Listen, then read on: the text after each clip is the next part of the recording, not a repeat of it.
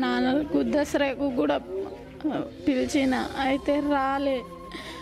ఇక్కడనే ఉంటాం బిడ్డ, నాకు అసలు కడుపు నొప్పి ఉంది, నడుము నొప్పి ఉంది అని చెప్పింది.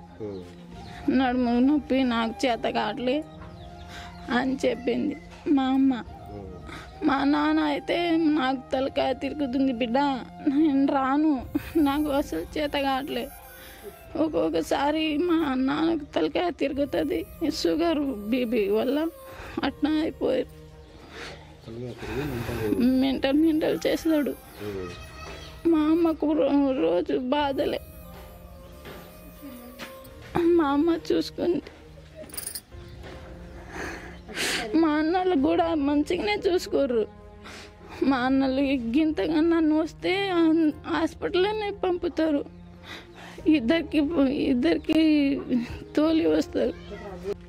రాత్రి నైటు 10:30 ఆ టైంలోకి జరిగింది సార్. అది జరిగినప్పుడు మేమైతే మా బాబాయ్ కొడుకు వచ్చి మాకు లేపిండు. మా అన్న వాళ్ళు పని చేసి అలసిపోయి పడుకున్నారు. ఇక ఏం చేసుకున్నారైతే మాకైతే తెలియదు సార్. పోవాలంటే మా బాబాయ్ కొడుకు బయటకు వచ్చిండు, ఆయన కేక వినపడింది మామూలుగా. ఇక వాళ్ళు డోర్ లాక్ చేసి ఉంది, ఈ కిటికీలు ఇవన్నీ లాక్ చేసి ఉంది.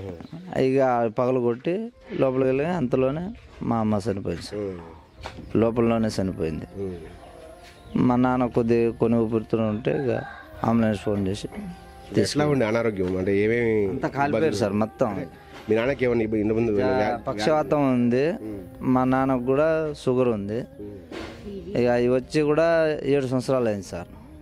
7 సంవత్సరాలు అయింది అది వచ్చి.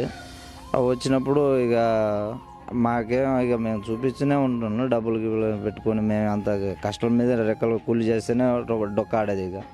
ఇక అయినా కూడా మేము పని చేసుకుంటా వాళ్ళని సాదుకుంటా మేము బాగానే చూసుకుంటున్నాం అంతా. కానీ ఇక వాళ్ళు ఏం చేసుకున్నారైతే మాకైతే ఇక తెలియట్లేదు.